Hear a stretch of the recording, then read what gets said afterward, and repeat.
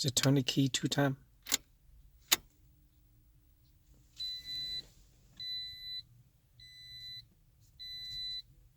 So this is to go back. This is go right. This one go left. This go up. This go down, and this the enter button. So now you look at the screen, you don't see anything. So you want to push like go back, then this whole thing pop up. Then you push to the right into say setting. Then you go down. Go enter for vehicle setting, and enter again.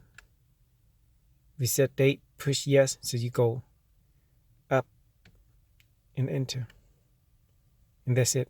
That's how you reset the emergency light. And if you want to go back to the old screen, just push back, and there you are. You can go to whatever screen you want to leave it on.